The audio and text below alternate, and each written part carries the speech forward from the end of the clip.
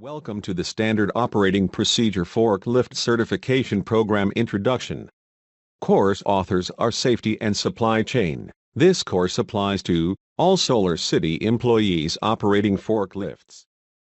The purpose of this standard operating procedure is to provide guidance and governance to Solar City employees regarding forklift training and certification. This SOP is to be used for certification, recertification, and refresher training for all Solar City employees operating forklifts. This applies to initial certification of employees who are new to Solar City or current employees transitioning to a new forklift type or location. Recertification of employees who were previously certified and whose certificate has expired, per Section 5.1. And recertification of employees who were previously certified and whose certificate has expired, per Section 5.1. For initial certification and recertification, the employee must also be evaluated on the site-specific forklift type or types and workplace-related topics before being authorized to operate. Department managers, on a regional level, are responsible for ensuring that their trainers are selected, assigned, trained, evaluated. Initial certification comprises two parts: vendor training and certification, practical hands-on training. For all employees, safety trainers must have the knowledge, training, and experience to train powered industrial truck operators and evaluate their competence. Remain near, but at a safe distance from the trainee during forklift operation. This is defined as a distance at which the trainer can act on any training or safety needs as they arise. Be focused on training and trainee at all times during training sessions. A trainee will only operate a forklift under the direct supervision of the trainer at all times during training sessions per Section 1.4. Record of training and assignment. When an employee is identified as requiring forklift certification, they will be identified in Solar City University, which will alert that employee, their manager, and safety team. At that point, the relevant trainings are assigned automatically by SCU.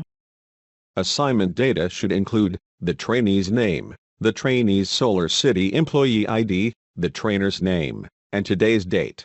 Vendor training. As the first step to operating a forklift, all employees are required to have completed external training with an approved certified forklift safety training vendor from a list of vendors found in Appendix A.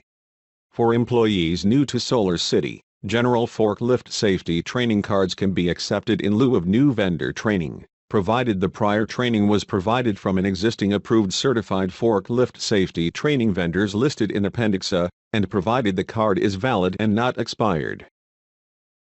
Vendor training must include the following truck-related topics: differences between the forklift and automobiles, truck controls and instrumentation, where they are located, what they do, and how they work, engine or motor operation, steering and maneuvering, fork and attachment adaptation, operation, and use limitations. Vehicle capacity, vehicle stability, any vehicle maintenance and inspection that the operator will be required to perform, refueling and or charging and recharging of batteries, operating limitations, operating instructions, warnings, or precautions listed in the operator's manual for the types of vehicle that the employee is being trained to operate.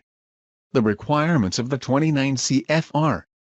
Section 1910.178 Powered Industrial Truck OSHA Standard. Practical hands-on training consists of 3 competencies, including basic, safety observer and assistant; intermediate, simple forklift operations; advanced, independent operation of all tasks under the observation of the trainer, documented in Appendix B.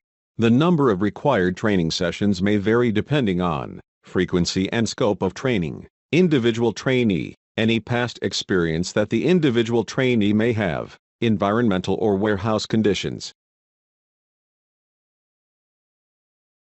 Trainees are evaluated on the below-listed advanced competencies: performing and documenting a vehicle pre-check, safe speeds, cornering, and backing, where to look and what to look for, using the horn in accordance with procedure and conditions, orientating the forklift and load on inclines and declines, evaluating side, rear, and overhead clearance, using lift and tilt, and carrying a load at a safe elevation, handling a load in a manner to prevent damage, removing and placing loads on a rack or truck, refueling or charging the vehicle. Once the trainer is fully satisfied with the trainee's proficiencies above, the trainer shall document this by filling out and completing Appendix B.